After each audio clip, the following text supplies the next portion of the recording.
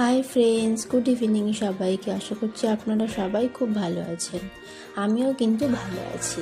তো ফাইনালি সন্ধ্যাবেলা উঠে আমি আপনাদের সাথে নতুন একটা ভিডিও, নতুন একটা গল্প নিয়ে চলে এসেছি। তো এই যে দেখছেন আকাশটা, সন্ধ্যার আকাশ কিন্তু ঠিক 6:30 বাজে, সন্ধ্যে 6:30। আর এটা হচ্ছে মাস্তানি আম্মা দরগা, আমার বাড়ির কিন্তু ল্যান্ডমার্ক। আর এটা ব্যস্ত road, Tanny road, famous road. তো আমি কিন্তু রেডি হয়ে বেরিয়ে পড়বো ডিউটির জন্য, একটু লেট করা চলবে না। ডিউটিতে এসেও গেছি, হ্যান্ডওভার নিয়ে আমি মেডিসিন দেওয়া শুরু করেছি। আজ আপনাদের সাথে একটু অন্য কিছু নিয়ে আমি গল্প শেয়ার করব।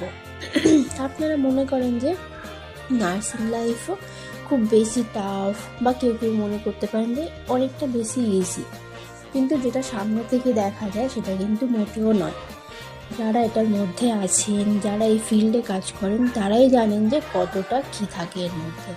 তো যখন আমরাও ফার্স্ট আমি আমার কথা বলছি, আমি যখন ফার্স্ট এই জবের মধ্যে ঢুকেছিলাম, তখন মনে হতো যে এত কষ্ট কেন, না খাওয়া হচ্ছে, না টাইম মতো ঘুমাতে পারছি, না রেস্ট করতে পারছি, কোনো কিছুই নেই।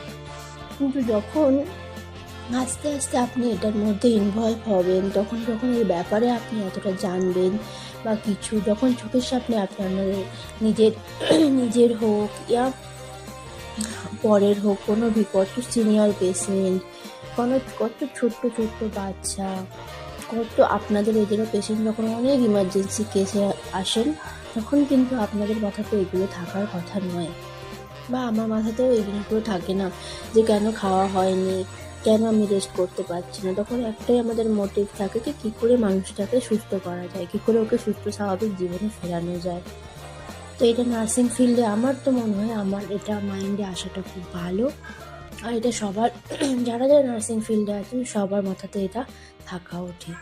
তো আজ এই পর্যন্ত, দেখা হবে অন্য কোনো ভালো ভিডিওতে নিয়ে। প্লিজ আমি আপনাদেরকে সাপোর্ট করুন। আমি চাইবো আপনাদের কাছে আরও ভালো ভালো ভিডিও তুলে ধরার জন্য। তো টাটা, সবাইকে ভালো থাকবেন, সুস্থ থাকবেন, সবার নিজেরা নিজেদের খেয়াল রাখুন। খাবার, প্রত্যেকটা দিনের খাবার নিজেদের মতো সচেতন করার চেষ্টা করুন। নিজেদের খাবারের একটু